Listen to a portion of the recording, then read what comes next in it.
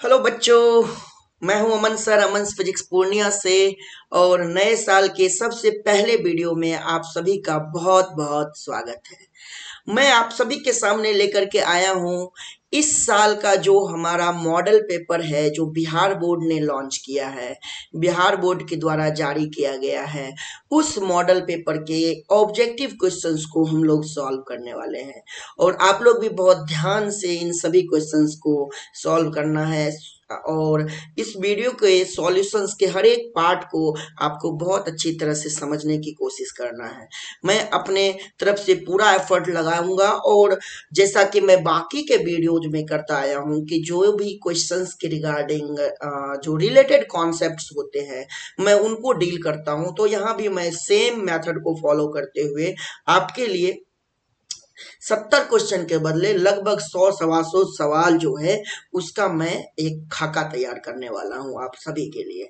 तो बच्चों जल्दी से हमारे वीडियोज को लाइक कर दीजिए, और जो बच्चे चैनल को सब्सक्राइब किए बिना इस वीडियो को देख रहे हैं वो चैनल को सब्सक्राइब कर दीजिए। ओके, तो चलिए, जैसा कि आप स्क्रीन पे देख पा रहे होंगे कि यहाँ पे क्या लिखा हुआ है, इंटरमीडिएट एग्जामिनेशन 2025 है ना। और सब्जेक्ट जो है वो अपना फिजिक्स है। ओके, इसमें टोटल 70 जो है आपको ऑब्जेक्टिव क्वेश्चन मिलने वाले हैं, 20 जो है वो आपके शॉर्ट क्वेश्चन मिलने वाले हैं और 6 जो है आपके लॉन्ग क्वेश्चन मिलने वाले हैं। इन 70 क्वेश्चन में से आपको 35 क्वेश्चन अटेम्प्ट करना है, 35 अटेम्प्ट करना है, और वो बेस्ट 35 होना चाहिए जिसमें आपके नंबर बिल्कुल भी नहीं कटे। क्या क्लियर है? तो चलिए हम लोग जो है इसके सारे, अच्छा आपको एक बात बता देता हूं कि नेगेटिव मार्किंग नहीं होता है, बट फिर भी अगर आप गलत आंसर करेंगे तो आपके नंबर तो कट ही जाएंगे, ऑब्वियस सी बात है। इसीलिए कोशिश यही करना है कि कम से कम गलती या ना के बराबर गलती हो एग्जामिनेशन में, तो वो बहुत बेहतर रहेगा। फिलहाल चलिए हम लोग सवाल पे चलते हैं और जो है अपन लोग अब सवाल लेते हैं और सवाल को डील करना शुरू करते हैं। क्वेश्चन जो है ना बच्चों, क्वेश्चन आपको हिंदी प्लस इंग्लिश दोनों मीडियम में दिया हुआ है, तो दोनों मीडियम के क्वेश्चंस आपको स्क्रीन पे एक साथ दिख जाएंगे। ओके, तो सबसे पहला सवाल जो अपन लोग देख रहे हैं वो ये सवाल है कि कह रहा है एक वर्ग है, उसके 3 सिरों पर समान आवेश रखे गए हैं। ओके, यदि Q1 और Q2 के बीच का बल F12 है और Q1 और Q3 के बीच का बल F13 है, तो F12 अपॉन F13 क्या होगा? समझिए ध्यान से। ये मान लीजिए कि आपके वर्ग हैं, इस वर्ग के पास 4 शीर्ष हो गए, है ना। वर्ग के कितने कोने हो गए? कोने को शीर्ष कहा जाता है। तो ये लीजिए आपके पास 4 शीर्ष हो गए, एक यहाँ, एक यहाँ, एक यहाँ और एक यहाँ। बट इस 4 शीर्ष में से ना केवल 3 शीर्ष पे समान आवेश रखे गए हैं और उनका नाम है, एक का नाम है Q1, एक का नाम है Q2 और एक का नाम है Q3। जब भी रखेंगे आप सीक्वेंस में रखेंगे आवेशों को, इस बात का आपको ध्यान रखना है। अब आपको क्या कह रहा है कि Q1 और Q2 के बीच का बल F12 है, तो ये हमारा Q1 और ये रहा Q2, इनके बीच में जो बल लग रहा है ना वो F12 है। तो मान लेते हैं कि सभी पॉजिटिव चार्जेज हैं, ठीक है ना। ऐसा अगर मान लेंगे तो Q1 Q2 पे जो बल लगाएगा वो इस डायरेक्शन में लगाएगा, जिसको हम लोग फोर्स ऑन 2 ड्यू टू 1 बोलेंगे, और Q2 Q1 पे इधर लगाएगा जिसको हम लोग बोलेंगे फोर्स ऑन 1 ड्यू टू 2। अब ये F12 का जो वैल्यू होगा ना बेटा, या F21 का जो वैल्यू होगा मैग्नीट्यूड वाइज, वो कितना आप लिखोगे? वो लिखोगे K Q1 Q2 बाय में, अगर इनकी इस वर्ग की भुजा को आप a मान लो तो दोनों चार्ज Q1 और Q2 के बीच की दूरी a हो गया, तो उस केस में आप लिखोगे a का स्क्वायर। क्या क्लियर है ना? अब 1 और 3 के बीच बात करने वाले हैं अपन लोग, तो मैं कलर यहाँ पे चेंज करता हूं। ये डिस्टेंस पहले अपने लोगों को चाहिए। तो वर्ग का जो विकर्ण होता है उसको ध्यान रखिए, उसका वर्ग का विकर्ण का फॉर्मूला होता है √2 गुना भुजा। तो √2 को भुजा की लंबाई से मल्टीप्लाई करिए, यानी भुजा की लंबाई हो गई a। अब Q1 और Q3 के बीच का जो डिस्टेंस हो गया ना वो हो गया √2a। अब 1 एफ ये जो हमारा 3 है, 3 के द्वारा 1 के ऊपर जो फोर्स लगेगा वो इस डायरेक्शन में लगेगा, है ना, रिपल्सिव, है ना, और अलोंग द लाइन ज्वाइनिंग, और ये हो जाएगा एफ, हाँ F13, और इधर जो लगेगा वो हो जाएगा F3 force on Q3 due to 1, F31। Okay, तो यहाँ पे हमारा जो F13 होगा वो क्या हो जाएगा, वो हो जाएगा K Q1 Q3, है ना, ऐसा हो जाएगा। अपॉन में दूरी कितनी है, √2a, तो √2a इसका square, that means it will become K Q1 Q3 upon में √2 का स्क्वायर हो जाएगा 2 इंटू में a स्क्वायर, ये हो जाएगा बच्चों।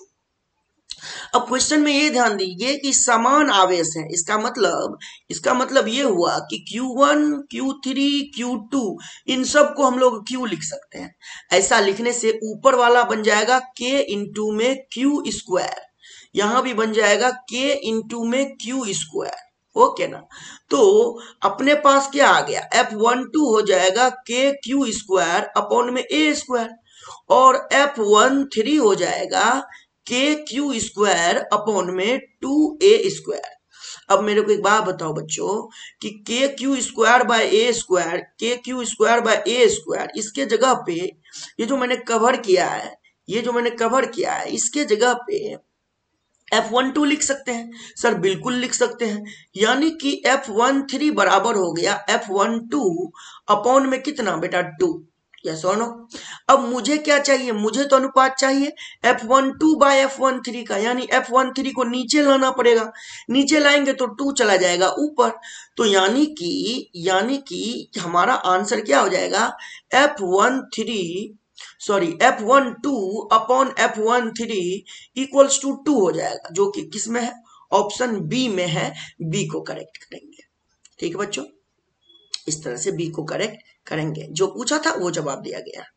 अगला क्वेश्चन क्या कह रहा है, एक उदासीन धातु का गोला है, उसके गोले से इतना इलेक्ट्रॉन रिमूव किया गया, हटाया गया, तो गोले पर कितना आवेश होगा। तो आवेश का क्वांटमीकरण यूज करिए, Q बराबर में Ne, ओके, n के जगह में 10 की पावर में 14, और इलेक्ट्रॉन का चार्ज लिखिए, मैग्नीट्यूड में पहले लिख लीजिए इतना कूलम, तो ये हो जाएगा 1.6 into 10 to the power -5 coulomb. आप क्या करिए 10 से गुना और 10 से भाग कर लीजिए, गुना करिएगा तो 16 हो जाएगा, भाग करिएगा तो ये 10 की पावर -6 हो जाएगा, ओके, ये बन जाएगा 16 माइक्रो कूलम। इतना बन गया। आप ध्यान रखिए कि इलेक्ट्रॉन हटाया गया, जब हटाया जाएगा तो पॉजिटिवली चार्ज होगा, और अगर जोड़ा जाता है इलेक्ट्रॉन तो नेगेटिवली चार्ज होता था, -16 माइक्रोकूलम हम लोग आंसर करते, लेकिन यहाँ पे तो इलेक्ट्रॉन हटाया गया है, रिमूव किया गया है, तो पॉजिटिव चार्ज डेवलप होगा, इसलिए आंसर होगा 16 माइक्रोकूलम, ऑप्शन नंबर ए। चलिए अगला सवाल पे चलते हैं। अगला सवाल यह है कि समविभव पृष्ठ और विद्युत बल रेखाओं के बीच का कोण क्या होता है। तो अपन लोग समविभव सतह के गुण जानते हैं, और उसी का एक गुण है कि समविभव सतह पर विद्युत क्षेत्र रेखाएं लंबवत होती हैं, यानी 90 डिग्री का कोण बनेगा। ऑप्शन सी को टिक करेंगे और आगे बढ़ेंगे। अगला क्वेश्चन है कि Q आवेश से आवेशित, है ना, एक गोला है, तो अपन लोग एक गोला ले लेते हैं, और इसका आवेश है Q, इसकी त्रिज्या है R, ये गोलीय चालक, और ये चालक है, कंडक्टर है, यानी कि आवेश जो होगा इसके सतह पे रहेगा, ओके ना। इसके केंद्र से बाहर x दूरी पर, मतलब केंद्र से बाहर देखना है कितना दूरी पर, x दूरी पर, ये सेंटर रहा।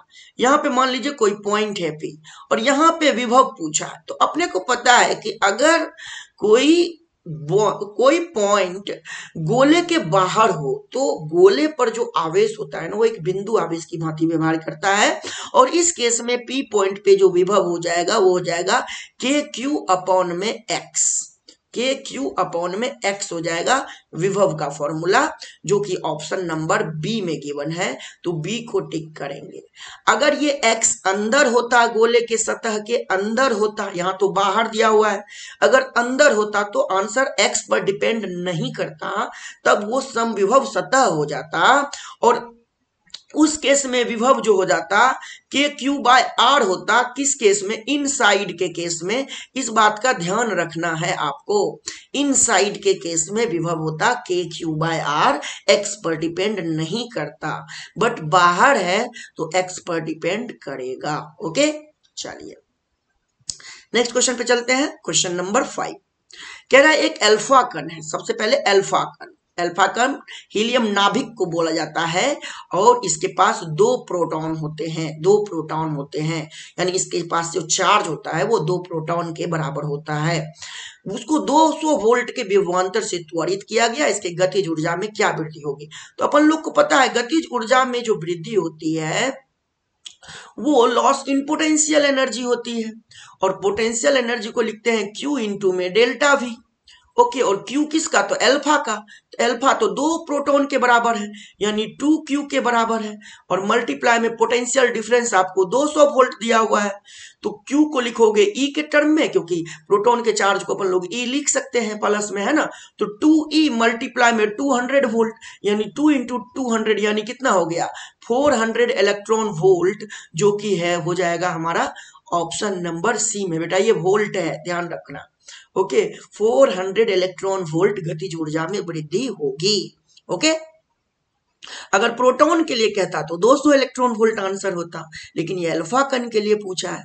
ओके, अगला सी धारिता के संधारित्र में संग्रहित ऊर्जा पूछ रहा है और उसका विभव V तक बढ़ाया गया। ओके, तो यहाँ पर थोड़ा मिस प्रिंटिंग वगैरह है तो उसको आप देख लेंगे।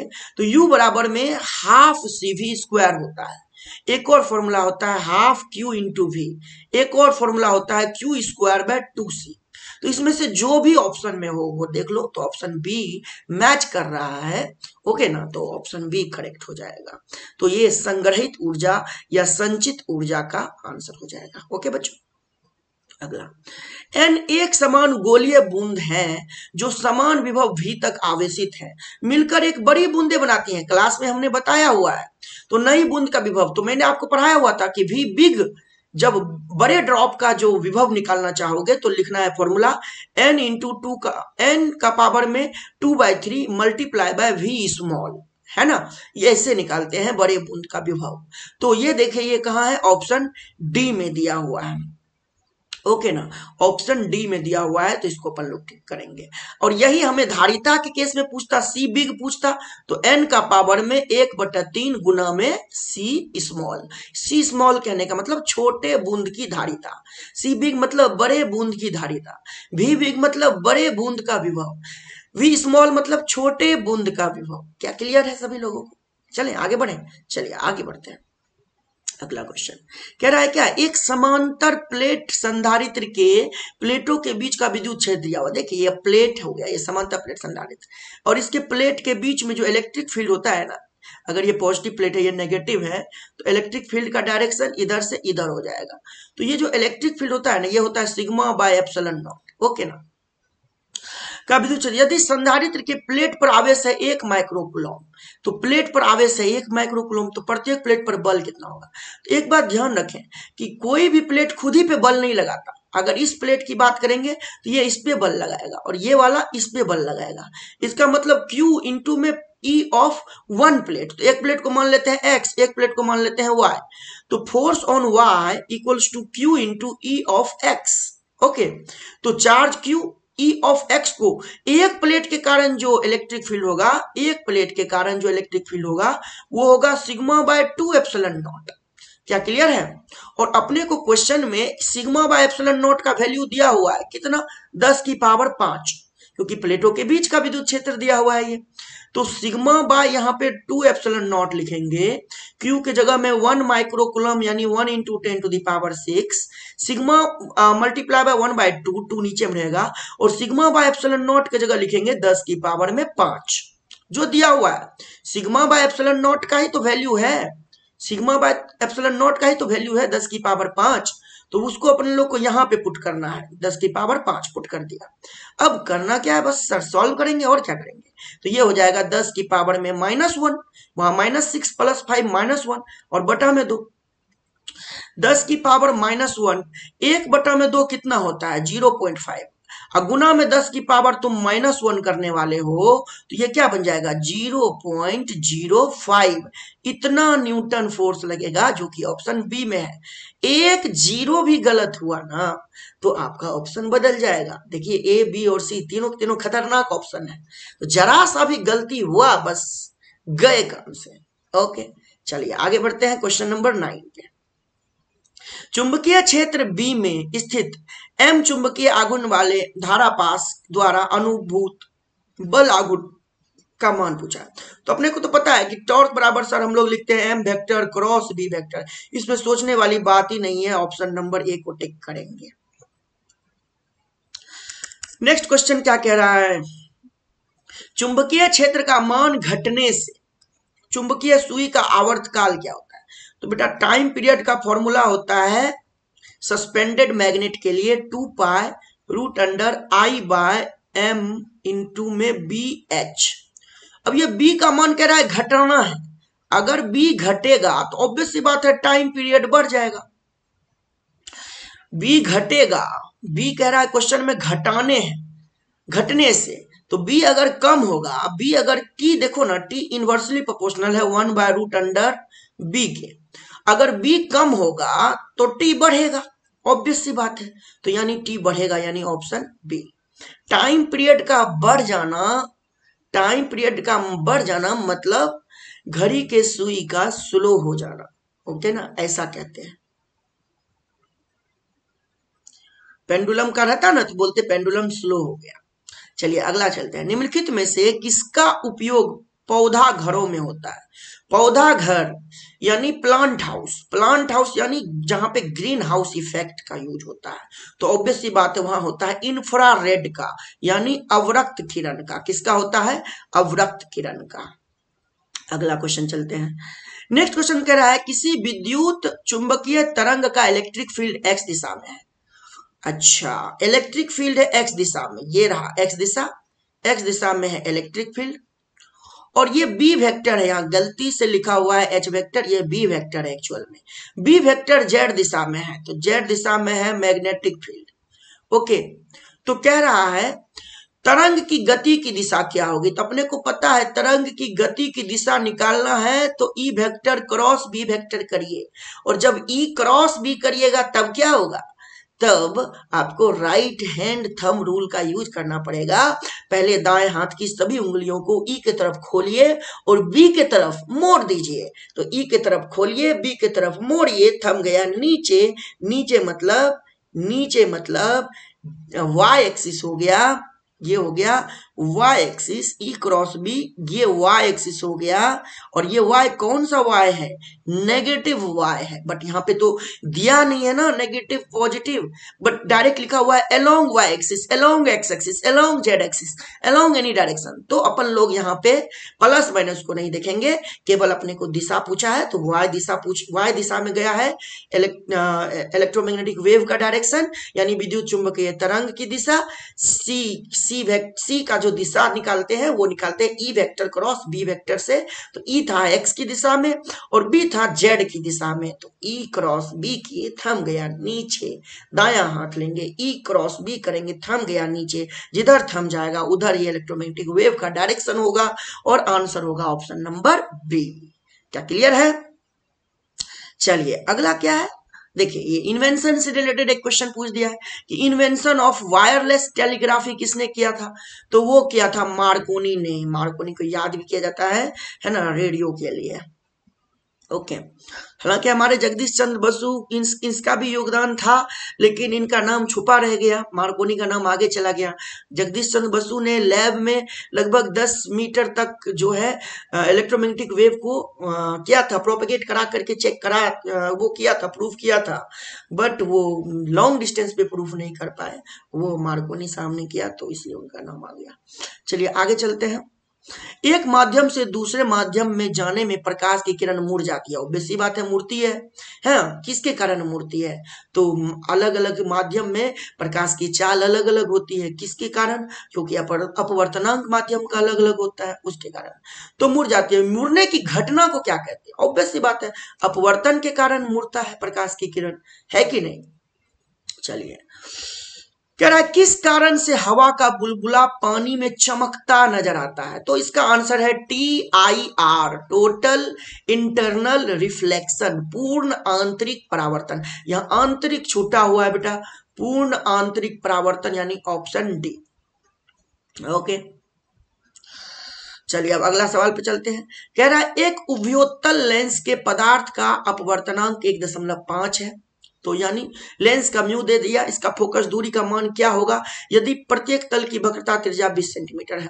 तो उभयोत्तल, उभयोत्तल बाइकॉन्वेक्स को बोलते हैं, ये हो गया। इधर के लिए पॉजिटिव लेंगे तो इधर के लिए नेगेटिव लेंगे। ये हमारा काम आएगा R1 और R2 में, यानी R1 जो हो जाएगा वो हमारा पॉजिटिव का होगा और R2 होगा नेगेटिव का। कितना? प्लस का 20 सेंटीमीटर, ये माइनस का 20 सेंटीमीटर। क्या क्लियर है? इस लेंस का म्यू दिया हुआ है, कितना दिया हुआ है? 1.5। लेंस निर्माती सूत्र का प्रयोग करिए, 1/f बराबर mu minus 1/R1 minus 1/R2 बन जाएगा आंसर। म्यू की जगह 1.5 लिखिए, माइनस का 1 करिए, 1/R1 के जगह लिखिए प्लस का 20, माइनस R2 के जगह माइनस 20, माइनस माइनस प्लस हो जाएगा। इधर हो गया 0.5 मल्टीप्लाई में 1/20 प्लस 1/20 यानी 2/20, 2/20 मतलब 2/10, 1/10। ओके, यहां से पॉइंट को हटाइए, नीचे जाएगा 10, 5 से काटिए 2 बार में, 2 गुना 10 20, यानी 1/20। तो 1/f 1/20 के बराबर हुआ, यानी फोकल लेंथ कितना सेंटीमीटर हो जाएगा? 20 सेंटीमीटर, जो कि ऑप्शन सी में गिवन है। क्या क्लियर है ना? तो एग्जाम में इस तरह से क्वेश्चन को डील करना है बच्चों, है ना? हड़बड़ाना बिल्कुल भी नहीं है, जो लड़का हड़बड़ा रहता है वो गया। कह रहा है एक उत्तल लेंस ऐसे पदार्थ का बना है जिसका अपवर्तनांक 1.5 है। इस लेंस को पानी में डाल रहे हैं तो इसका या किसके समान व्यवहार करेगा? मैंने आपको क्या बोला था, जब किसी लेंस को किसी मीडियम में सबमर्ज करेंगे तो मीडियम में सबमर्ज करने के बाद फोकल लेंथ उसका बढ़ता है, और फोकल लेंथ बढ़ने का मतलब वो प्रकाश की किरण को और अभिसरित करेगा, अभिसरित करेगा यानी अभिसारी लेंस की तरह बिहेव करेगा, है ना? और एक और चीज मैंने बताया था, अगर याद हो तो आपको, कि अगर जिस मीडियम में लेंस को रखे और लेंस का अपवर्तनांक, लेंस के पदार्थ का अपवर्तनांक और मीडियम का अपवर्तनांक सेम हो जाए, तब उस केस में फोकल लेंथ अनंत हो जाता है। याद रखना इस चीज को। क्लियर है ना? चलिए आगे बढ़े, चलिए आगे बढ़ते हैं, बिल्कुल बढ़ेंगे आगे। सर 3 लेंस है, उनकी फोकस दूरी सेंटीमीटर में दी हुई है। सर बिल्कुल समझेंगे इस बात को, एक दूसरे से सटा हुआ है, संयोजन की फोकस दूरी सटा हुआ है, दूरी नहीं है। तो सर अपना लोग को फॉर्मूला पता है, 1/f इक्विवेलेंट बराबर में क्या लिखते हैं? f इक्विवेलेंट बराबर में sir 1/f1 plus 1/f2 plus 1/f3, ऐसे ही तो लिखते हैं। अब सब जगह 100 से गुना कर दीजिए, क्यों करें, क्यों करिए? इससे क्या होगा? सेंटीमीटर में f इक्विवेलेंट का आंसर आएगा, है ना? तो चलिए 100/f इक्विवेलेंट रहने दीजिए। 100 में f1 का मान 20 सेंटीमीटर है प्लस में, प्लस 100 में f2 का मान माइनस का 30, और प्लस 100 में कितना बेटा रे? 60 प्लस का। तो अब यहां से 20 30 और 60 का एलसीएम 60 हो जाएगा मेरे ख्याल से। तो 20 से 3 बार में यहां हो जाएगा 300, है ना? 30 से 2 बार में तो यहां हो जाएगा 200, ठीक है? और यहां पे कितना हो जाएगा? यहां पे है 60, 60 से 1 बार में तो 1 बार में 100, तो 300 और 100 400, 400 में से 200 गया तो 200/60, और यहां है 100/में f इक्विवेलेंट। यही है बेटा, यही है ना? अब ये काट दीजिए, 2 0 से 2 0 कटा, 2 से कितना? 30, यानी f इक्विवेलेंट कितना सेंटीमीटर हो जाएगा? 30 सेंटीमीटर हो जाएगा। ऑप्शन में देखेंगे, यस सर बिल्कुल देखेंगे, बी नंबर में है 30 सेंटीमीटर। टिक करेंगे, आगे बढ़ेंगे। अगला क्वेश्चन क्या कह रहा है? यदि किसी दूरदर्शक के अभिदृश्यक एवं नेत्रिका, यानी ये हो गया ऑब्जेक्टिव लेंस और ये हो गया आई पीस, इसकी फोकस दूरी दे रखा है 20 सेंटीमीटर और 2 सेंटीमीटर, तो आवर्धन क्षमता, तो मैं आपको बोला हुआ हूं कि m बराबर होता है FO/FE, माइनस में, चूंकि यहाँ परिमाण में पूछा है, परिमाण में पूछा है तो प्लस में आंसर करेंगे। तो मॉड में जैसे ही जाएंगे तो ये माइनस गायब हो जाएगा, गायब हो जाएगा तो यहाँ हो जाएगा 20/2, यानी कि 10 बार में कटेगा और आंसर हो जाएगा 10। इसका कोई मात्रक नहीं होता, ध्यान रखना। अगला, निकट दृष्टि दोष वाली आंखें साफ साफ देख सकती हैं। बीमारी क्या है ये नहीं पूछ रहा है, क्या साफ देख सकती है? तो ऑब्वियस सी बात है, निकट दृष्टि दोष वाले व्यक्ति को निकट की वस्तु साफ साफ दिखाई देती है कि नहीं दिखाई देती? तो निकट के वस्तु को तो साफ साफ देख पाते हैं, लेकिन दूर के वस्तु को साफ साफ नहीं देख पाते हैं। क्या क्लियर है? इसलिए पूछ रहा क्या साफ देख सकते हैं? तो निकट की वस्तु को। क्या क्लियर है ना? चलिए आगे बढ़ते हैं। जब हम किसी वस्तु को देखते हैं तो रेटिना पर बनने वाला प्रतिबिंब कैसा बनेगा? ऑब्वियस सी बात है, कई बार क्लास में बता चुका हूं, वास्तविक और उल्टा, है ना। बी नंबर पे टिक करेंगे। कई ऐसे सवाल होंगे जिसको देखने के बाद सेकंड नहीं लगेगा आपको बनाने में, और कई सवाल में समय भी देना होगा, तो बिल्कुल घबराना नहीं है। एक मिक्स टाइप का क्वेश्चन पेपर होता है। कह रहा है क्या एक प्रिज्म से होकर गुजरने वाले श्वेत प्रकाश का न्यूनतम विचलित सबसे कम कौन विचलित होता है? तो लाल सबसे कम विचलित होता है, सबसे ज्यादा बैगनी विचलित होता है, सबसे कम पूछा है न्यूनतम विचलित कौन होता है? तो लाल। सबसे ज्यादा पूछता तो बोलते बैगनी। कह रहा है कांच से हवा में जा रही है प्रकाश की किरण सघन से विरल में, तो अपने को पता है थीटा सी बराबर में इस केस में होता है साइन इनवर्स 1/μ, और म्यू और लेमडा जो है वो एक दूसरे के इनवर्सली प्रोपोर्शनल है ना। मैंने बताया था ना, म्यू बराबर में a प्लस बी बटा में लेमडा का स्क्वायर, क्या बताया था ना। तो ये रिलेशन था कॉची का इक्वेशन, है ना। तो म्यू और लेमडा, तो लेमडा जिसका ज्यादा होगा उसका म्यू कम होगा, और म्यू जिसका कम होगा उसका थीटा सी ज्यादा होगा, ठीक है।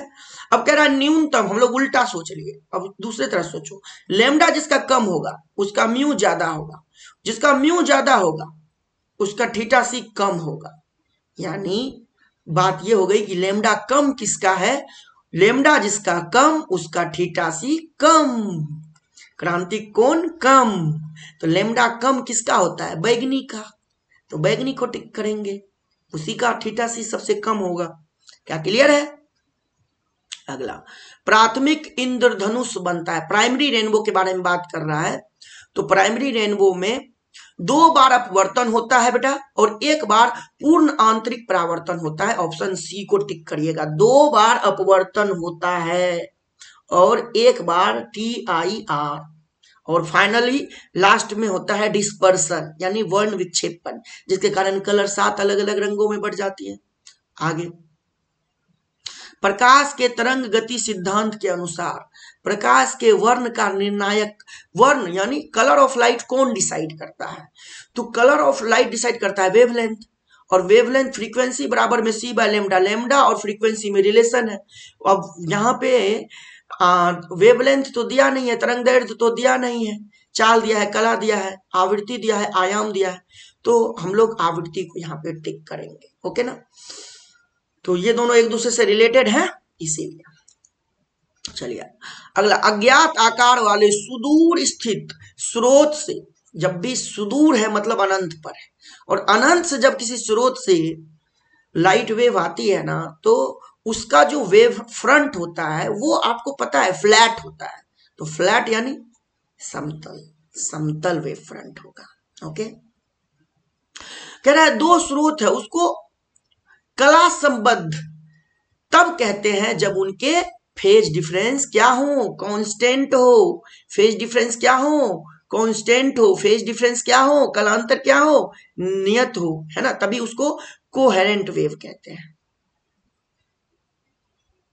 अगला, कंस्ट्रक्टिव इंटरफेरेंस है रचनात्मक व्यतिकरण के लिए, है ना, संपोषी के लिए किसी बिंदु पर पहुंचने वाली 2 तरंगों के बीच कलांतर क्या होनी चाहिए? तो मैंने तो आपको बताया था फाई बराबर में फॉर्मूला होता है 2n पाई, ये होता है CI के लिए, कंस्ट्रक्टिव इंटरफेरेंस के लिए, यानी 0, 2 पाई, 4 पाई, 6 पाई, ऐसा चलता है बेटा रे, ऐसा चलता है कि नहीं? तो आपको तो समझ आ ही रहा होगा कि 0 ही केवल यहां दिख रहा है, 0 को टिक करेंगे, है कि नहीं? यहाँ पाई है, 3 पाई बाय 2 है, पाई बाय 2 है, तो ये तो होगा नहीं। अगला क्वेश्चन नंबर 29 पे चलते हैं। कह रहा है फ्रिंज की चौड़ाई दूरी है। तो फ्रिंज की चौड़ाई जो होती है ना, या तो 2 कंजिक्यूटिव कंस्ट्रक्टिव इंटरफेरेंस, या फिर जिसको हम लोग ब्राइट फ्रिंज कहेंगे। तो या तो दो bright fringe consecutive, bright fringe consecutive मतलब लगातार क्रमागत, दो क्रमागत ब्राइट फ्रिंज के बीच की दूरी, या दो क्रमागत डार्क फ्रिंज के बीच की दूरी, उसी को बोलते हैं फ्रिंज विड्थ। ओके ना। तो किन्हीं दो क्रमवर्ती काली या चमकीली, ब्राइट या डार्क फ्रिंजों के बीच की दूरी होती है फ्रिंज की चौड़ाई। क्लास में मैं बहुत अच्छी तरह से समझाया हुआ हूं, आप डायग्राम देखेंगे तुरंत याद आपको आ जाएगा। अगला क्वेश्चन है, यंग के डबल स्लिट एक्सपेरिमेंट में रचनात्मक कंस्ट्रक्टिव इंटरफेरेंस के लिए तरंगों के बीच पथांतर का मान कौन नहीं होगा। ध्यान से देख लो, ये वाला डिस्ट्रक्टिव इंटरफेरेंस का है कि नहीं। मैंने आपको क्या बताया था, फाई बराबर में 2π/λ इंटू डेल्टा बताया था ना। इसी को पथांतर बोलते हैं, इसको कलांतर बोलते हैं। और डिस्ट्रक्टिव इंटरफेरेंस में 2n प्लस का 1 इंटू में पाई होता है फाई का मान, और यहां पे लिखोगे आप 2π/λ इंटू में डेल्टा। तो यहां से पाई तो कट गया, तो डेल्टा बराबर क्या हो जाएगा, 2n प्लस का 1 मल्टीप्लाई में लेमडा अब बटा में 2, ये वाला 2 नीचे चला जाएगा। यहाँ देखो यही दिया हुआ है यहाँ पे, यानी ये किसका है, डिस्ट्रक्टिव का है। ये डी के लिए है, किसके लिए है, डी के लिए। इसका मतलब ये सब सी में हो सकता है, आप वैल्यू डाल करके एन का चेक कर लो। ओके ना। तो आंसर हो जाएगा ऑप्शन नंबर डी। क्यों, क्योंकि यहां कह रहा है कौन नहीं है, रचनात्मक व्यतिकरण उत्पन्न करने वाली तरंगों के बीच का पथांतर का मान नहीं है। ओके ना, तो नहीं वाला ढूंढना है, ध्यान रहे, क्वेश्चन को ध्यान से पढ़िए।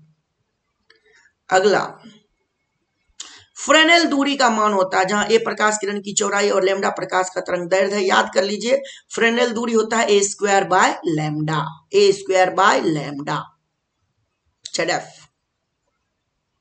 अगला, किर्चहॉफ का नियम निम्न में से किस नियम का पालन करता है।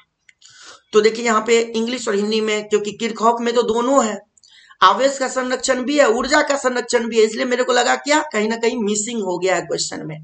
तो यहाँ देखिए, यहाँ पॉइंट रूल है, मतलब जंक्शन रूल के बारे में बात कर रहा है ना। तो यहाँ किर्चहॉफ का संधि नियम, संधि छूट गया है पेपर बनाने वालों के द्वारा।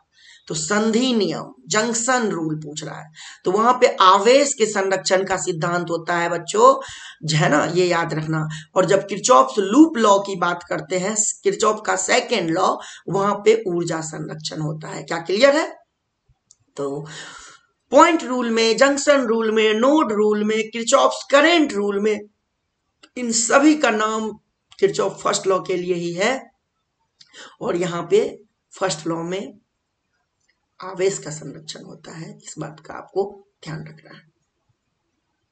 विद्युत परिपथीय के किसी बिंदु पर सभी धाराओं का बीजगणितीय योग ले लीजिए, यही है किरचॉफ का करंट, केसीएल, यही है किरचॉफ का करंट लॉ, वो शून्य होता है। यही क्या होता है, शून्य होता है। अगला, व्हीटस्टोन ब्रिज का व्यवहार यानी उपयोग होता है, व्यवहार लिखा हुआ है, उपयोग किया जाता है क्या करने के लिए, प्रतिरोध का मान, शंट रेजिस्टेंस फाइंड आउट करते हैं, अननोन रेजिस्टेंस फाइंड आउट करते हैं व्हीटस्टोन ब्रिज के हेल्प से। क्या क्लियर है ना। तो सी। अगला, सो एक तार में 1 माइक्रो एम्पियर धारा प्रवाहित होती है, इतना आवेश हो, यदि इलेक्ट्रॉन पर आवेश इतना हो तो प्रति सेकेंड तार से, 1 सेकेंड में कह रहा है तार से कितने इलेक्ट्रॉन प्रवाहित हो रहे हैं। तो आई बराबर में होता है Q/T, प्रति सेकेंड मतलब T का मान 1 सेकेंड, इसका मतलब आई बराबर में हो गया Q। Q को लिखेंगे N, ठीक है ना। तो N हमसे पूछा है, N बराबर में I/E हो जाएगा। I के जगह में 1 माइक्रो एम्पियर यानी 10 की पावर -6, और E के वैल्यू में लिखेंगे 1.6 गुना 10 की पावर -19। अब -19 ऊपर गया तो +19 हो जाएगा, 19 में से 6 गया तो 13, और 1 बटा में 1.6, पॉइंट को हटाओ, ऊपर गया 10, 2 से हो गया 8 बार में, 2 से हो गया 5 बार में। 5/8 को क्या लिखोगे, 5/8 आया n का मान, 5/8 गुना 10 की पावर 13, 5/8 मतलब 0.625, 0.625 गुना 10 की पावर 13, जो कि है ऑप्शन नंबर ए में। कहां दिया हुआ है, ऑप्शन नंबर ए में। इतने इलेक्ट्रॉन प्रवाहित होंगे। क्या क्लियर है। तो 35 सवाल मैंने आपके लिए किया। आप 35 सवाल में देखो क्वेश्चन में बिल्कुल भी दम नहीं है। घबराओगे तो गलती होगी ही, नहीं घबराओगे, पढ़े हुए हो, अच्छी तरह से बुक्स पढ़े हो, कोचिंग के पढ़ाए हुए नोट्स पढ़े हो, हमारे दिए गए बताए हुए सारी चीज को ध्यान रखे हो, तो आपसे बिल्कुल गलती नहीं होगी। क्योंकि मैं ये सारी बातें ना जाने कितनी बार क्लास में डिस्कस किया हूं, है कि नहीं, ये आप भी जानते हैं। ओके, चलिए आगे बढ़ते हैं। क्वेश्चन नंबर 36 कह रहा है विद्युत हीटर में जिस तत्व का व्यवहार उपयोग व्यवहार यानी उपयोग किया जाता है वो क्या है। हीटर में बाबूरे नाइक्रोम करते हैं, सीधा याद रखिए नाइक्रोम विद्युत हीटर में। अब बल्ब का फिलामेंट पूछता किसका बना होता है तो आंसर करते हैं टंगस्टन। क्या क्लियर है। अगला, आर त्रिज्या के वृत्तीय पथ पर एक समान चाल v से घूमते हुए इलेक्ट्रॉन का चुंबकीय द्विध्रुव आघूर्ण अपने को m पूछा है। तो अपन लोग, मैं आपको रिलेशन लिख रहा हूं, m/l बराबर में q/2m, याद रखिए। ये रिलेशन से आप m फटाक से निकाल सकते हैं। तो m बराबर में q/2m और l है क्या, एंगुलर मोमेंटम, कोणीय संवेग, जिसका फॉर्मूला होता है mv इंटू में r। अब m से m कट गया, यानी हो गया q/2। ये हो गया m का फॉर्मूला। और इलेक्ट्रॉन की बात कर रहा है तो q की जगह e लिखेंगे, तो ये बन गया eV/2, जो कि ऑप्शन ए में है। अब यही ओमेगा के टर्म में हो सकता है, तो E गुना V के जगह ओमेगा r गुना में r/2, यानी यही फॉर्मूला बन जाएगा E⍵r²/2। ध्यान रखिएगा, हो सकता है कोणीय चाल दिया हुआ हो इलेक्ट्रॉन का, ना कि रेखीय वेग, तब आंसर E⍵r²/2 होगा, किसका, m का। और अदरवाइज यहाँ पे eV/2, और ये तो याद रखना ही रखना है। क्या क्लियर है। और ये कांस्टेंट होता है, ये does not depend on shape of body. m/l का जो रेशियो होता है, द रेशियो इज कांस्टेंट, हमेशा q/2m होगा, ये शेप पर डिपेंड नहीं करता, ध्यान रखना ये भी। चलिए आगे बढ़ते हैं। क्या बोल रहा है, किसी सीधे धारावाही तार को ऊर्ध्वाधर रखा गया, यहाँ को तो एक सीधा धारावाही तार ले लेते हैं, लॉन्ग वायर ले लिया अपन लोगों ने, ऊर्ध्वाधर रखा। अब अगर करंट ऊपर की तरफ, इसमें अस्थायी विद्युत धारा ऊपर की ओर प्रवाहित हो रही है, तो उसी के दिशा में, देखो क्वेश्चन इनकम्प्लीट है, यहाँ इंग्लिश मिला मिला के पढ़ो। How permanent upward direction horizontal, एक इलेक्ट्रॉन है जिसको प्रोजेक्ट किया गया along the wire upward direction में, यानी एक इलेक्ट्रॉन है उसको प्रोजेक्ट किया गया along the wire upward direction में, ऐसे। तो कह रहा है क्या, ये किधर डिफ्लेक्ट होगा, ये इलेक्ट्रॉन किधर डिफ्लेक्ट होगा, इलेक्ट्रॉन को फेंका गया वी वेग से अलोंग द वायर के अलोंग, ठीक है ना। तो अब अपने लोग को पता है कि देखिए यहाँ पे आई करंट है ना, करंट किधर है, ऊपर की ओर है। ये क्वेश्चन इनकम्प्लीट टाइप का है, बट फिर भी मैं समझा देता हूँ। तो करंट आई है, आई करंट किसी लॉन्ग वायर में ऊपर की ओर जा रही है, तो उसके कारण राइट हैंड पाम रूल लगाइए, दाएं हाथ के हथेली का नियम, और चुंबकीय क्षेत्र की दिशा ज्ञात कर लीजिए। तो इधर होगा क्रॉस, इधर होगा डॉट, ये बी की दिशा आपने ज्ञात कर ली।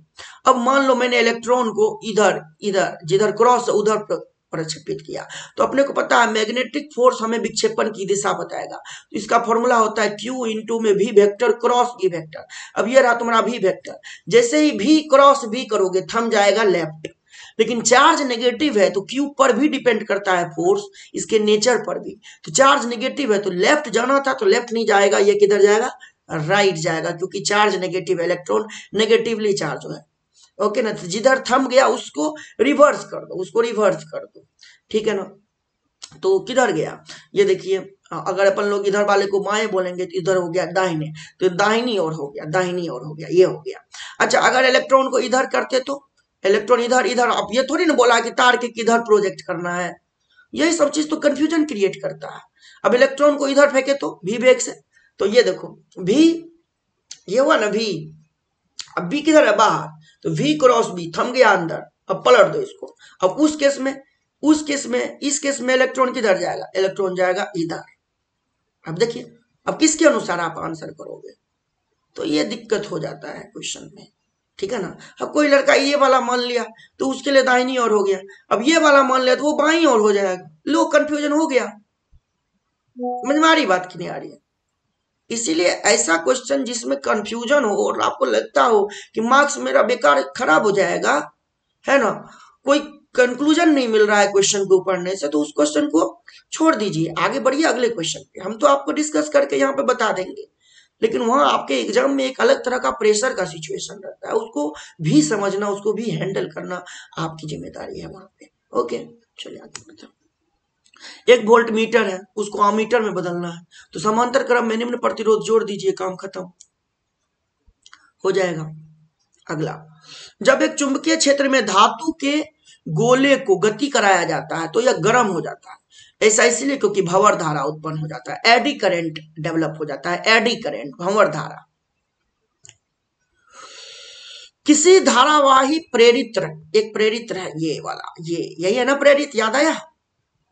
इसमें करंट फ्लो रहा है, ओहो, इसमें करंट फ्लो रहा है आई, इसका सेल्फ इंडक्टेंस है एल।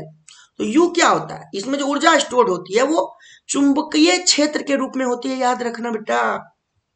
तो यू का फॉर्मूला, कितनी ऊर्जा स्टोर हुई थी, ये हो जाएगा half L I square. Okay ना। अब u और i के बीच में रिलेशन पूछ रखा है, तो ये देखिए u डायरेक्टली प्रोपोर्शनल टू क्या हो गया, आई स्क्वायर, तो यानी ऑप्शन डी को टिक करिए, आगे बढ़िए। अगर ऊर्जा घनत्व पूछता तो आंसर करते B square by 2 mu naught. क्या क्लियर है ना? अगर ऊर्जा घनत्व, ये क्या पूछता, ऊर्जा घनत्व, ऊर्जा घनत्व पूछता तो लिखते बी स्क्वायर, है ना, B square by 2 mu naught. अपने को ऊर्जा पूछा है, यू मैग्नेटिक एनर्जी होगी, चुंबकीय ऊर्जा होगी, यहाँ पे ध्यान रखिएगा इस बात का, है ना। अगला कहता है क्या, एक कुंडली है, उसका स्वप्रेरण गुणांक एल को कहते हैं, और एल है हमारा 5 मिली हेनरी, है ना। स्वप्रेरण गुणांक का मात्रक होता है हेनरी, ऐसा ही मात्रक होता है हेनरी। इस कुंडली से 2 एम्पियर की धारा बहाई जाती है, तो कितना फ्लक्स, तो अपने को पता है सर जी, चुंबकीय फ्लक्स जो होता है ना वो तो एल गुना में आई होता है, बस तो हो गया सर जी हमारे पास आंसर। एल है 5, मिली है, मिली के बदले लिखिए 10 की पावर -3 हेनरी, है ना। और यहाँ पे आई का मान है 2 एम्पियर, तो 5 गुना 2 हो गया 10, 10 गुना 10 की पावर -3, यानी ये हो जाएगा 10 की पावर -2, 10 की पावर -2 मतलब 0.01, और मैग्नेटिक फ्लक्स का मात्रक होता है एसआई वेबर। चुंबकीय फ्लक्स का एसआई मात्रक क्या होता है, वेबर। विद्युत फ्लक्स का नहीं होता, चुंबकीय फ्लक्स का होता है, ध्यान रखना है। विद्युत फ्लक्स का क्या होता है फिर, लीजिए सर, फाई का फॉर्मूला ई है cos थीटा, इसका कुछ नहीं होगा, ई का होगा न्यूटन पर कूलम, और एरिया का मीटर स्क्वायर, तो newton metre square upon coulomb. एक और होता है ई का वोल्ट पर मीटर, गुना में एरिया का मीटर स्क्वायर, 1 मीटर कट गया यानी वोल्ट मीटर। ये लीजिए ये दो दे दिया आपने सर, है कि नहीं। फिलहाल इसका आंसर क्या हो गया सर जी, आंसर तो ऑप्शन सी में दिख रहा है अपने लोगों को, है कि नहीं। चलिए आगे चलते हैं।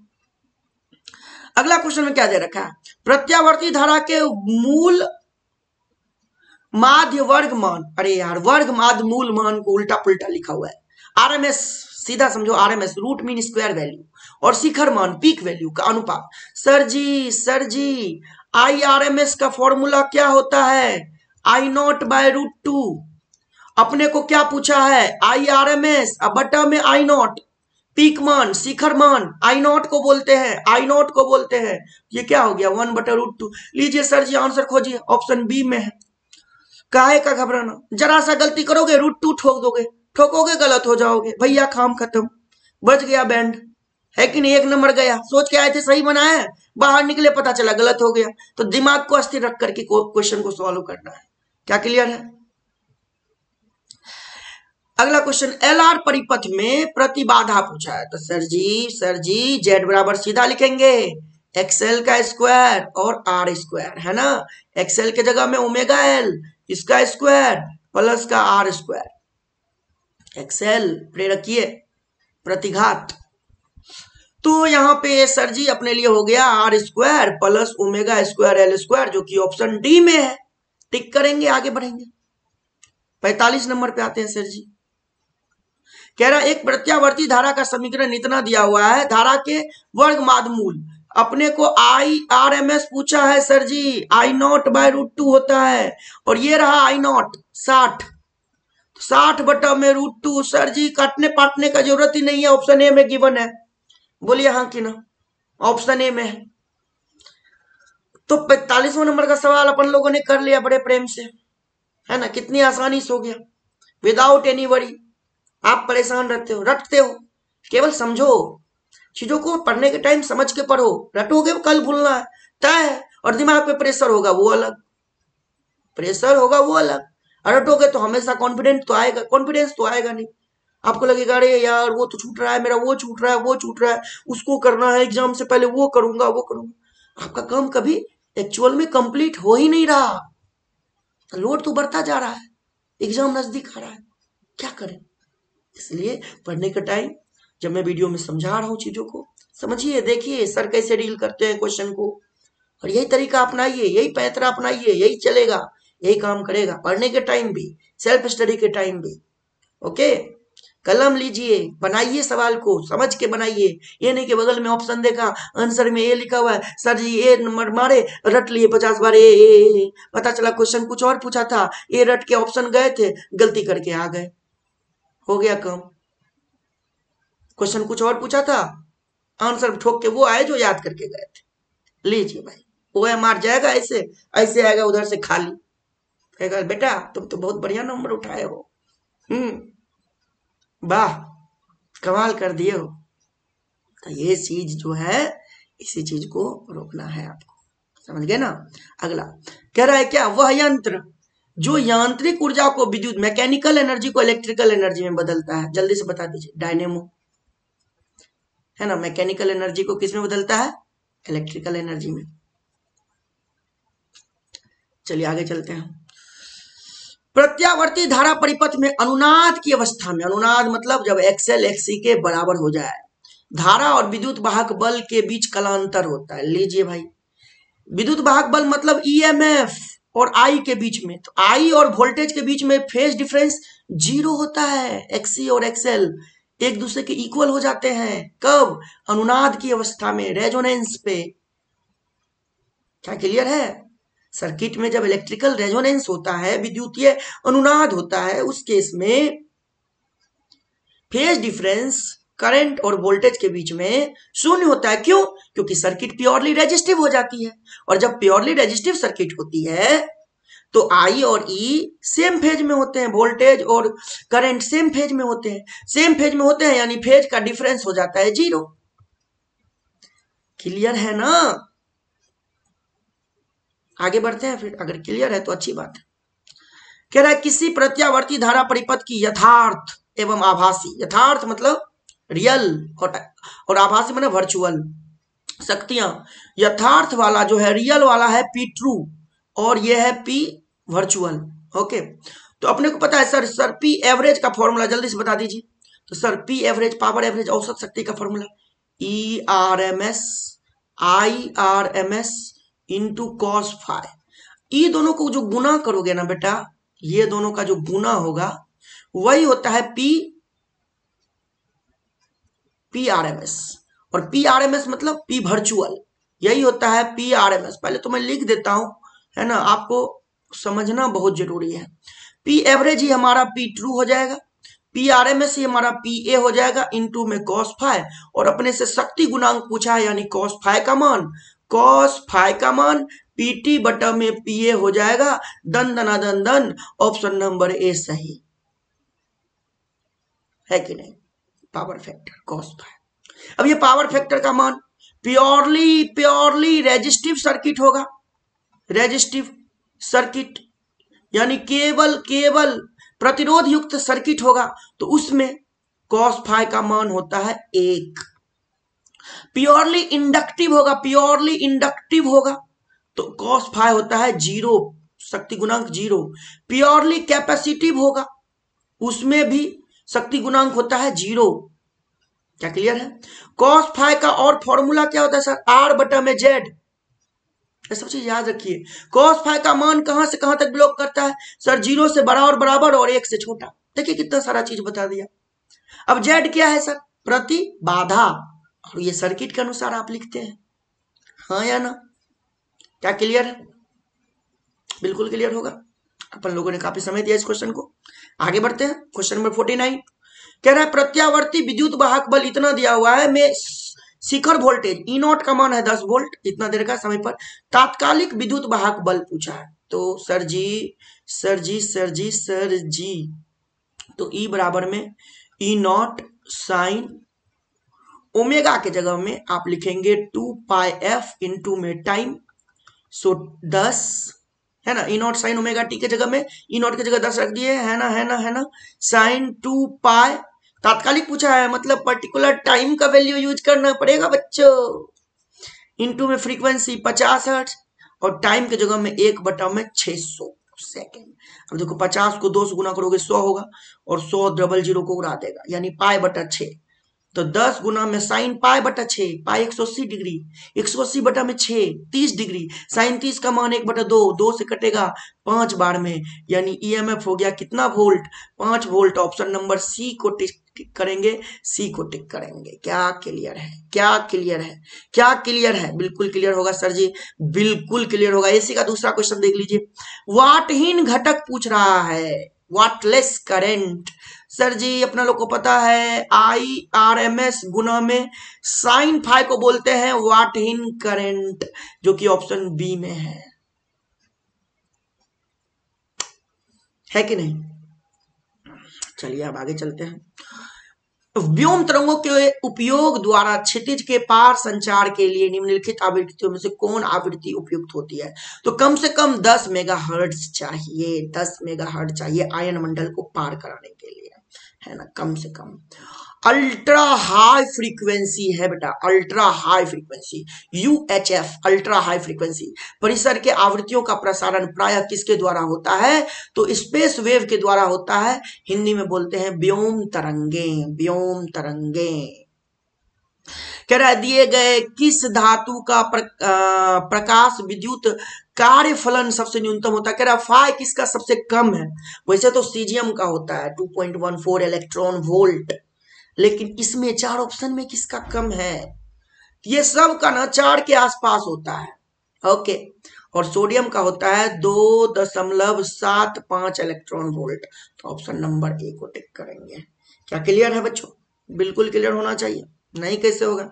सर जी 54 नंबर पर दंदनाते हुए आ गए हैं, प्लांक स्थिरांक की बीमा। तो सर जी ई बराबर क्या होता है? एच न्यू, न्यू को नीचे लेके आइए तो ये एच ही तो है हमारा प्लांक कांस्टेंट, प्लांक स्थिरांक।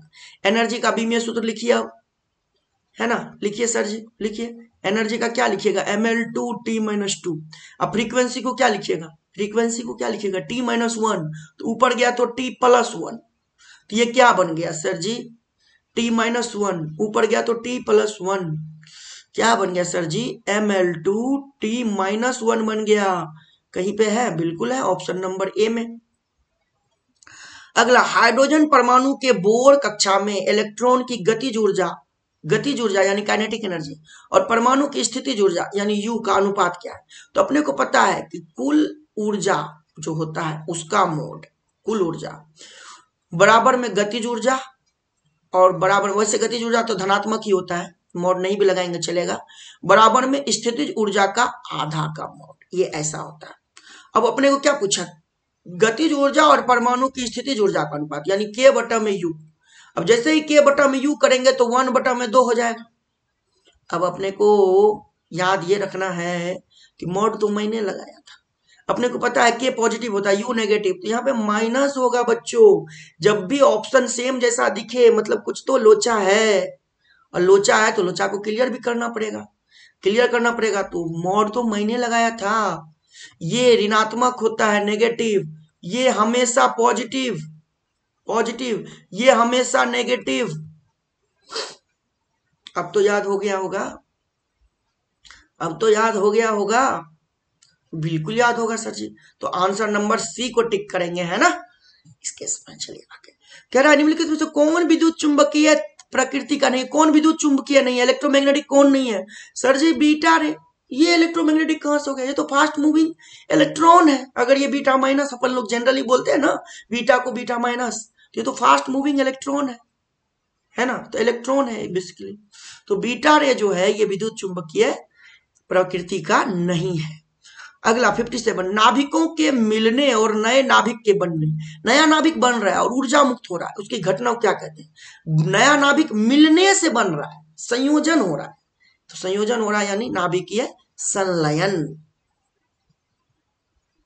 वही चीज है, नाभिक के संयोजन और नाभिक के गठन और ऊर्जा की रिहाई की प्रक्रिया को एक ही सवाल हो गया, संलयन कहते हैं। क्या क्लियर है ना? 59 नंबर, द्रव्यमान और ऊर्जा के बीच का सही संबंध। ये कौन नहीं जानता होगा फिजिक्स का स्टूडेंट? E बराबर में mc², यस और नो, है ना? और ये जो है आइंस्टाइन का एकदम मोस्ट इंपोर्टेंट रिलेशन है, एनर्जी मास इक्विवेलेंस। कह रहा है एक रेडियो एक्टिव तत्व की अर्ध आयु है 1000 वर्ष, यानी 1000 साल में वो तत्व, मान लो n0 है तो n0 का आधा हो जाता है, यानी n0/2 हो जाता है। फिर ये कितना हो जाएगा? n0/2 का आधा 4, फिर 4 का आधा क्या हो जाएगा? n0/8 और 8 का आधा होगा n0/16, इसका आधा होगा n0/32। क्या क्लियर है?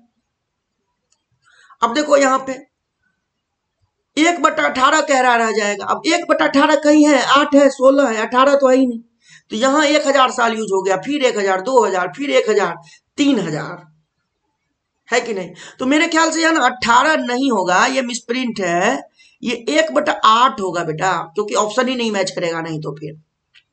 क्या क्लियर है? तो ऑप्शन नंबर ए टिक करेंगे जब ये 1/8 होगा। यहाँ पे 1000 साल यूज हो गया, यहाँ पे 1000 साल यूज हो गया। 1000 साल में अपने पूरे संख्या का आधा हो जाना हो जाता है, यहाँ 1000 साल यूज हो गया, यानी टोटल 3000 साल में ये n0/8 हो गया, यानी अपने ओरिजिनल वैल्यू का 1/8 हो गया, अपने ओरिजिनल वैल्यू का 1/8 हो गया। ठीक है ना? यहाँ मिसप्रिंट है, इसको तो देखना पड़ेगा आपको। क्या क्लियर है? अगला 61, इसमें कह रहा है ना इसके परमाणु में कितना प्रोटॉन है, कितना न्यूट्रॉन है, कितना इलेक्ट्रॉन है। तो सर जितना दिख रहा है ये 38, ये जेड ही तो है प्रोटॉन की संख्या, और जितना प्रोटॉन है कि नहीं उतना ही इलेक्ट्रॉन।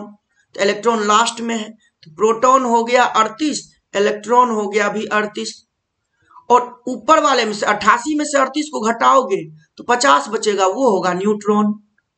क्या क्लियर? तो 38, 50, 38 किसमें है? ऑप्शन ए में। कह रहा है एक पीएन जंक्शन में क्या होते हैं? 2 अर्धचालक जंक्शन नहीं होते हैं बेटा। एक पीएन जंक्शन में 2 अर्धचालक नहीं होते, बल्कि एक पी होता है, एक तरफ एन होता है। 2 धातु जंक्शन नहीं, धातु अतिचालक जंक्शन नहीं, तो धातु अर्धचालक जंक्शन को ही अपने लोग को टिक करना होगा। अगला, प्रत्यावर्ती विभव लगाने पर प्रत्यक्ष धारा, दिष्ट धारा बोल रहा है ये, एक्चुअल में दिष्ट धारा, प्रत्यक्ष बोल दिया, यहाँ दिष्ट होगा। एसी को डीसी में बदलना है, कौन बदलेगा? सर ऑब्वियस सी बात है, दिष्टकारी। एसी को डीसी में बदलना है, एसी को डीसी में, तो रेक्टिफायर बदलेगा, है कि नहीं? दिष्टकारी। कह रहा यदि एक पूर्ण तरंगी दिष्टकरण में निवेश इनपुट फ्रीक्वेंसी 50 हर्ट्ज है तो आउटपुट क्या होगा? तो आउटपुट 100 होगा, क्योंकि फुल वेव है, रिपल 2 बार होता है एक साइकिल में। अगला, नॉर गेट के लिए बूलियन व्यंजक, देखिए यहां भी गलती कर दिया, यहाँ एरो नहीं होता, सीधा ऐसे होता है, सीधा ऐसे होता है, एरो नहीं होगा। अब नॉर गेट तो y बराबर में और होता है a+b, नॉर है तो यहाँ पे बार लग जाएगा। लीजिए भैया, ए और डी ऑप्शन जरा देखो, एक ही जैसा दे रखा है, कोई ना कोई तो गलती होगा ना। तो मैं चलो एक और डी को कर देता हूँ सही, है ना, डी को बना देता हूँ a+b, क्लियर है ना, a+b का बार, और अब मैं इसको सही कर देता हूँ, ठीक है ना, मिलाना पड़ेगा ना। तो ये किसका हो गया? नॉर का हो गया, नॉर गेट का हो गया, ठीक है ना। तो y बराबर में a+b का बार। कह रहा है द्विआधारी संख्या है, इसका जोड़ना है, तो सर 0 को 1 में जोड़ोगे तो 1 होगा, 1 को 0 में जोड़ोगे तो 1 होगा, 1 को 1 में जोड़ोगे तो 2 होगा, जो कि 10 के बराबर होगा, 0 कैरी हो जाएगा और 1 चला जाएगा, इसको 1 + 0 यानी 1, और ये बन गया आपका आंसर, जो कि ऑप्शन नंबर ए में है। चुंबकीय क्षेत्र बी और चुंबकन एम वेक्टर के, देखिए एम वेक्टर को ना आई वेक्टर लिख दिया करो यार, है ना, आई वेक्टर, क्लास में मैंने आई वेक्टर से पढ़ाया है आपको, ओके। और एच वेक्टर बराबर फॉर्मूला होता है, एच वेक्टर बराबर में b/μ0 माइनस का आई वेक्टर, ठीक है। तो एच वेक्टर प्लस का आई वेक्टर बराबर में होता है b/μ0। तो यहां से बी वेक्टर बराबर हो जाएगा म्यू नॉट गुना में एच वेक्टर प्लस आई वेक्टर, जिसको आई वेक्टर को तुम लिख सकते हो जो क्वेश्चन में दिया हुआ है उसके अकॉर्डिंग एच वेक्टर प्लस में एम वेक्टर। तो यहां देखिए, यहां पे आपका है कोई है जो इसमें देखिए ऑप्शन ए नहीं पूरा क्लियर लिखा है कि नहीं? तो मैं यहां आंसर अलग से लिख देता हूं कि सर जी बी वेक्टर बराबर हो जाएगा म्यू नॉट गुना में एच वेक्टर प्लस आई वेक्टर या एम वेक्टर, आई के जगह में एम वेक्टर भी लिख सकते हो, है ना? तो आई वेक्टर को इंटेंसिटी ऑफ मैग्नेटाइजेशन कहते हैं और एच वेक्टर को मैग्नेटिक इंटेंसिटी कहते हैं और बी तो मैग्नेटिक फील्ड इंटेंसिटी है ही। चलिए, तो मैं आपके लिए आंसर बना दिया बेटा, चारों ऑप्शन अधूरे से है ना? ये आंसर इसका सही होगा। ओके, 68वां नंबर, और मैं आ गया हूं थर्ड लास्ट क्वेश्चन के ऊपर में। और जाने से पहले, वीडियो में अपन लोग विदा लेने से पहले, मैं आपको बस एक बात कहना चाहता हूं कि ये जो मैं वीडियो बनाया हूं ना, इसको जल्दी से लाइक कर दीजिए। इतना देर देख लियो, लाइक करो, पहले लाइक करो। लाइक करोगे तभी दूसरे को रेकमेंड होगा ये वीडियो। और दूसरा, इसको ना शेयर कर लो, अपने स्टेटस पे डाल लो, और अपने ग्रुप वगैरह किसी भी ग्रुप में कनेक्टेड हो तो वहां डाल लो, है ना? और ज्यादा से ज्यादा दूसरे की मदद हो जाए, अपन क्या चाहते हैं और यही तो चाह रहे हैं सर। और क्या है कि थोड़ा सा हमारी भी मदद हो जाएगी, थोड़ा मोटिवेशन मेरे को भी मिलेगा नया वीडियो बनाने का, तभी तो मैं बनाऊंगा। अगर वीडियो में व्यू नहीं आएगा तो मैं नहीं बनाऊंगा, सिंपल सी बात है। मैं वीडियो में व्यू नहीं आऊंगा, फालतू बात मैं करता नहीं, आपको भी पता है। सही तरीकों की बात करता हूँ, चीज की बात बताता हूँ, काम की बात बताता हूँ आपको, तो मैं फालतू की बात करूंगा नहीं। और बस यही कहूंगा कि आप जो है शेयर कर दीजिए, फटाफट शेयर कर दीजिए, है ना? और क्या कहते हैं, सब्सक्राइब नहीं किए तो कर दीजिए भाई। कब करोगे? इतने सारे वीडियो डाल दिया हूं, अब कब करोगे? 69 नंबर में आ जाइए। एक समान चुंबकीय क्षेत्र बी वेक्टर में चुंबकीय द्विध्रुव आघूर्ण एम के अस्थाई संतुलन की स्थिति में, अस्थाई, तो U बराबर में होता है formula minus M vector dot B vector, यानी माइनस का एम बी कॉस थीटा। जब अस्थाई संतुलन बोला तो यानी एम वेक्टर और बी वेक्टर के बीच का एंगल 0 डिग्री, यानी U बराबर हो जाएगा माइनस का एम बी। और अस्थाई बोलता तो U बराबर में प्लस का एम बी, थीटा 180 डिग्री। ध्यान रखिए। सो ऑप्शन बी हो जाएगा। अगला और 68 कहाँ गया? ये छूट गया था। ओहो, चुंबकीय नमन का मान 0 कहाँ होता है? मैग्नेटिक डिप 0 कहाँ होता है? एंगल ऑफ डिप 0 कहाँ होता है? तो 90 डिग्री होता है ध्रुव पे, 90 डिग्री होता है ध्रुव पे magnetic dip, angle of dip 0 होता है चुंबकीय अक्ष पर। यहाँ ऑप्शन ए है ना। चुंबकीय नमन का मान 0 कहाँ होता है? 90 डिग्री कहाँ होता है? अगर ये पूछा होता तो ध्रुव पर करते, चाहे वो उत्तरी ध्रुव हो चाहे वो दक्षिणी ध्रुव हो। और अब लास्ट सवाल, विद्युत चुंबकीय तरंग के संचरण की दिशा क्या होती है? संचरण मतलब प्रोपेगेशन ऑफ वेव का डायरेक्शन कैसे फाइंड आउट करते हैं? तो फाइंड आउट करते हैं C बराबर में E vector cross B vector, this gives the direction of, क्या बेटा रे? Gives the direction of propagation of electromagnetic wave, विद्युत चुंबकीय तरंग के संचरण की दिशा, और जो हो जाएगा option D, parallel to E vector cross B vector. और यहीं पे आकर के हमारा ये वीडियो समाप्त होता है ना। आप सभी बने रहिए अमन फिजिक्स पूर्णिया पे। मैं नया बैच क्लास 12 के Hindi medium and English medium के लिए कोचिंग सेंटर पे ऑफलाइन स्टार्ट करने वाला हूं। जो भी बच्चे ज्वाइन करना चाहते हैं वो बहुत जल्दी से जल्दी संपर्क करें हमारे नंबर पे, हमारे कोचिंग पे आके। कोचिंग का लोकेशन रंगभूमि चौक पूर्णिया है, और यहाँ आइए, आप हमारे से बात करिए, कोचिंग ज्वाइन करिए, एडमिशन करिए और पढ़ना शुरू करिए बिना डिले किए हुए। चलिए रखते हैं, बाय बाय, टेक केयर।